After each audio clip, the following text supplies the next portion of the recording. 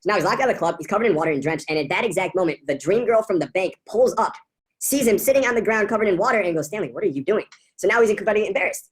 And now he can't even get words out with her, and he fumbles around, and she leaves him, walks away, and he's all depressed. And then he goes in his shitty car to go home from the club he couldn't get in. And on the bridge home, on the way home, his car breaks down on the freaking bridge.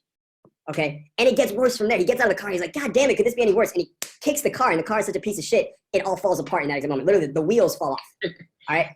And then he goes to the ledge of the bridge. Could his life be any worse? And he's contemplating, I don't know, jumping. We don't know what he's thinking, but he's looking down. At that exact moment, he sees what looks to be a man in the water. It looks like the man is drowning. He goes, "Hey, man, I'm going to help you." And he jumps into the water, and he goes to save the man, and it's not a man at all. It's a magical mask, right? And he puts on the mask, and all of a sudden he becomes a millionaire, and this super confident guy who can dance well and wears a yellow suit and apparently can't die. Like, that is, imagine that story I just told you, all right? It's a good story because I didn't have to write it. Really, really good Hollywood writers wrote the shit out of that story. What if you took that exact framework and you put the person in your story, in your copy, going through all these unfortunate events in his rock bottom, like rags to riches story? Because in a rags to riches story, understand the important part isn't the riches part, it's the rags part.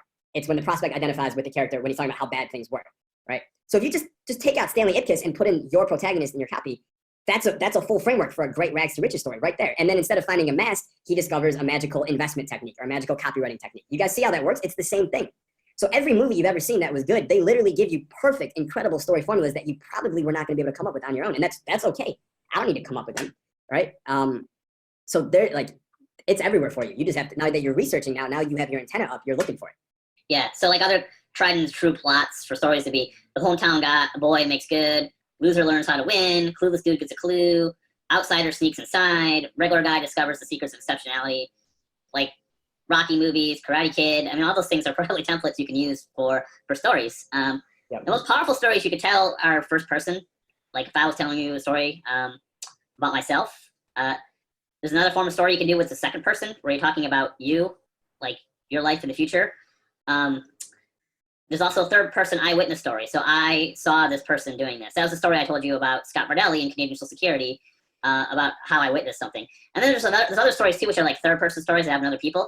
I would say those are probably the weakest ones. It's kind of hearsay. I mean, it's like if you ever had anyone talk to you at a bar and they're like, "Hey, let me tell you about my brother, uncle's son and something he did." And it's just like, who the fuck are these people? I don't even know. So just keep that in mind. Like if you collect stories, like the most powerful ones are ones that actually happen to yourself. Stories about the future for the prospect, what their life will be like, or third person stories where you witness somebody else doing something. Those are probably your three best bets. But I've seen other stories work that are hearsay. It's just a little bit tougher to make them work. Yep. So I'll give you an example of a story in the next example here. This is a promotion I wrote that did $30 million for Agora Financial about the impact system, which was a trading system developed by Jim Rickards. You can see the story in there is that he invented this trading system based on the systems and techniques that he developed for the CIA and Department of Defense to detect and predict terrorist activity. In fact, it's the same kind of things he used that he could have predicted the 9/11 attacks before they actually happened, which is actually a true story. It's in one of his books. He's using that same kind of system to spot money-making trends in the financial markets before they happen. So you can see here on all these examples, I'm kind of showing you all the pieces and parts of what we're talking about today. So you can already see that story is in here a couple of times. There's actually two different stories. There's a story of how Jim Rickards actually invented his system, but there's also the story of how he put aside all of his other projects to share with you about the impact system. So you can actually have more than one story. So someone asked, I had questions, impact systems, claims are sky high. Is there a point when it turns off the reader even though the proof is there? Like it says 2,000% and his knowledge could have run 9/11. I don't know. Like we sold thousands of subscriptions for $30 million. So a lot of people didn't believe it.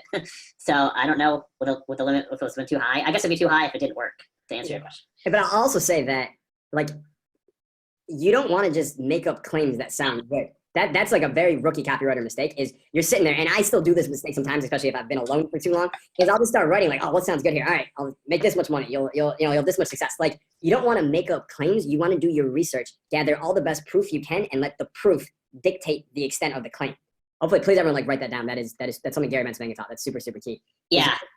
And I think it's just a good idea ethically. And for Agora Financial, we're such a large company that like legally we have to back up all of our claims. So all the things you've seen here, our legal department and lawyers went through and made sure that we weren't just making up stuff. So, and we have a lot of disclaimer language to identify where we get certain information from.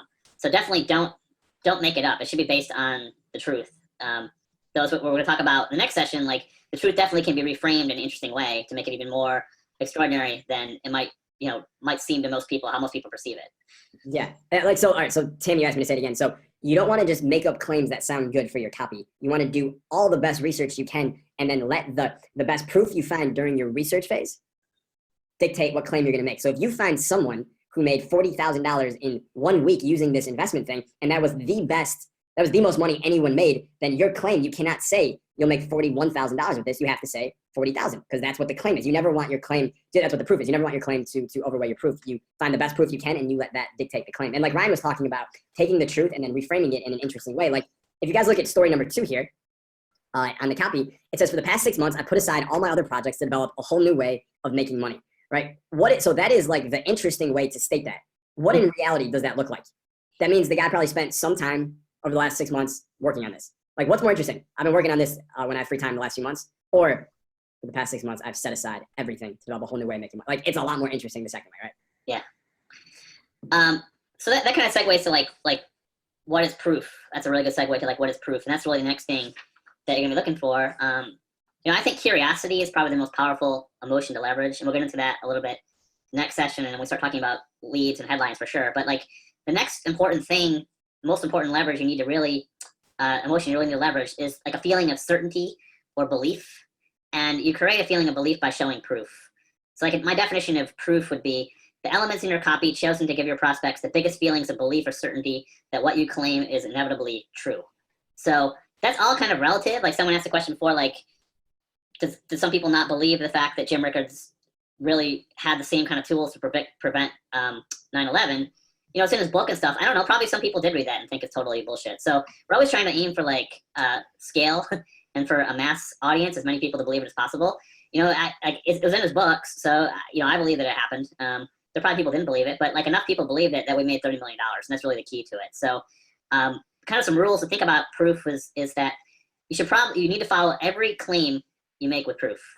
So, and if you look at maybe scroll back to the impact system, and it'll make more sense when we go over what claims or promises is, but you can see there's a promise in there of a new proprietary strategy to give you 1,000% gains or more, and then you'll see below there's 3 bullets, and one of the bullets, like the lowest one is 530%, and the highest one's like 2,196%. Like we're following up right away on that claim of the 1,000% gains or more with proof based on those examples of trades you could have made on those particular currencies. So follow any claim you make with proof. It's better to follow with 3 pieces of proof. It's better than that to follow with 3 different kinds of proof. And it's even better than that to follow with 3 different kinds of proof that are kind of way different from each other, like in different modalities, like a visual proof, and then, more of a logical proof, and then maybe like more of a tactile, concrete level of proof. And we'll look at some examples right now of the kinds of proof that you can use. I'll tell you right now, like the most powerful form of proof is really social proof and authority. We're just kind of built as human beings to trust other humans, maybe too much, but we trust authority figures and we trust other people a lot. So, what we really want to also do is when you're thinking about proof is you want to start thinking, what is the most emotionally compelling form of proof you can come up with? For example, I can give you 37 statistics about the problem of clean water in the developing world, or I could show you a picture of a little kid dying of thirst covered in flies, dying of some sort of terrible disease because you can't get clean water. I mean, what in your head is what feeling do you get from hearing about 37 facts versus seeing a picture of a poor little kid covered in flies who can't get a clean glass of water? I mean, it's the difference in emotions is, maybe like that's 100,000% more emotionally compelling to me to see a dying child versus 37 facts. So when you're looking at like the power of proof, what you're looking for is the emotional compellingness of the proof, not necessarily like, the facts behind it. So just keep that in mind as well. Yeah, and that's so important. Like, I think what that tells me is not all proof is created equal. Yes. And this. Like, imagine you're having an argument with a friend. You guys are trying to settle something. Like, you may have 10 forms of proof or 10 arguments why that what you're saying is true, but there's usually one that's like the nail in the coffin, right? Like that the best, most like emotionally compelling form of proof. Like Ryan is talking about, like a thirsty baby covered in flies. Like is that better proof than 37 stats from 37 studies? Probably not, logically, but emotionally it is 1,000% better. So you always want to figure out what is my most emotionally compelling proof here, and you want to present that emotionally compelling proof first. Yeah, and I'm going to run through some examples of proof. There's lots and lots of kinds of proof. That's another thing, again, like what you need to do after today's training is start going through your swipe file and start collecting different kinds of proof, because like it's constantly being innovated. People are constantly developing new ways of creating belief. So I'm just going to show you like 10 or 11 examples, but these are just to give you a taste of like how many different ways you can prove things. Because it's kind of a funny joke in the financial publishing business that like proof is the same thing as charts. And charts are good proof, but like that's just one kind of proof. There's probably dozens of different kinds of ways you can prove something, and there's a lot of these variations in between. There's variations in between a thirsty baby with flies and 37 facts. You know what I mean? You could probably and within those facts, there's different levels of emotion. There's 37 facts. Yeah. Yeah.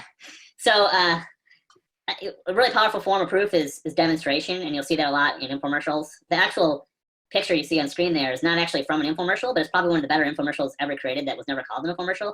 That was Steve Jobs demonstrating the MacBook Air. And if you watch any of Steve Jobs' product launches, that you can find them on YouTube, launching the iPod and the iPhone and the MacBook, all those are really great examples of demonstration. Like he was trying to show how small and slim the computer was, so he put it in like a manila folder, which is at the time pretty incredible. Now it's kind of like, so the fuck what, but like, and no one had ever seen that before. It's not a great example demonstration where Jobs was trying to show how you could have 1,000 songs in your pocket, and he actually took out the iPod that he had in his pocket with his keys and threw them like on a table, which again, we kind of look at it like 1,000 songs, like what the fuck, but at the time that was like, like no one believed that was even possible. So, demonstration, and I've seen entire promotions that are just based on demonstration. In fact, most infomercials, especially for physical items, like that's the only proof they really have. It's like they'll tell you their flashlight's the strongest, and then they'll back a car over it or something, or hit it with a sledgehammer, and then seeing is believing, right? So demonstration, bullets, like a lot of people don't think of bullets being a form of proof, but if you're selling a book, especially, like that's the proof of like the content of the book. And what is that? What does it prove? Huh? What is that in that instance? What is the bullet proof? What does it prove? It proves that there's valuable content. And bullets are kind of a whole thing. There's actually kind of their own separate category as far as like, because they kind of tie into curiosity, and like a lot of times people call them fascinations. Yep. It's another way of just really reframing things to get things interesting. But it definitely proves, because like I said to you, like, I have this book here and it's great.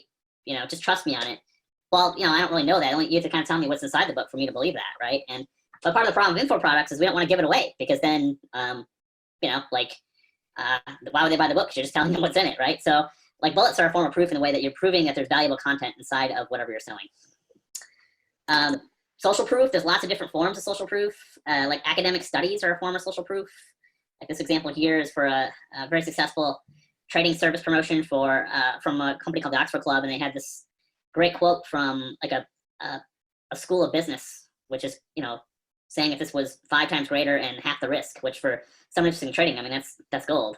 So, and you can see like, finding those quotes, that's kind of a way of positioning the academic proof. Yeah. And I want to point out, like, everyone, please look at, like, it says, look at the top part, the prime system, the only proven way to increase your market returns by 300 to 600% while cutting your risk in half. If we just stop right there, would you even take a second look at this promotion? You probably wouldn't even read it, because why? You've heard shit like that your entire life. You have become desensitized to it. Your response to that is bullshit. So what? That's your response. But then when they add this proof right next to it, this study from the School of Business at Pepperdine, and it says returns would have been 5 times greater than the buy and hold strategy, risk would have been reduced by more than half. All of a sudden, this isn't the same shit you've heard. Now it's something completely new, and now you don't believe it yet, but the first seed of belief has now been planted, because there's proof. There's at least one form of proof right there. Like average folks, I mean, we use the word folks because we're dealing with old people, but whatever, like, normal people, average people, that's pretty powerful social proof, because a lot of people have very low self-images about themselves. This one's actually like these examples of like what I would call borrowed social proof, because the product itself has some sort of secret or component to it, a mechanism, which we'll get to in a minute. And the people in this example are using something similar. They're not actually using the product, but you'll see even like how it's disclosed in there, talking about a secret, which is the mechanism that, they're using. It's not necessarily in the product. The product has the same thing these people are using, if that makes sense. So you can find examples out there of people that have used something similar that's maybe a part of your product. Then you can definitely use them as borrowed social proof, because especially if you find quotes of them saying in the media like they use something similar. As long as you tell them like he's not saying use this product, the guy, this real estate appraiser, he's saying he used the same secret, which is the secret is in the product. Right. And just to give you guys another example, another layer here, like when I was working on the copy for Copy Badass, I didn't use this, but I went on, there's a guy named John Carlton who is a copywriting teacher for a long time, and he has a copywriting course. I think it's outdated now, but I went on his website and he's got like 40 old testimonials there from people talking about how much copy changed their life. I could have easily taken all 40 of his testimonials and used them in my sales letter, not to say how great my product was, but to show the audience how great and powerful copy is. So I can borrow that to those testimonials, and you can do that. There's nothing against that. And Ryan, how did the copywriter in this instance and the average folks, how were they able to, like,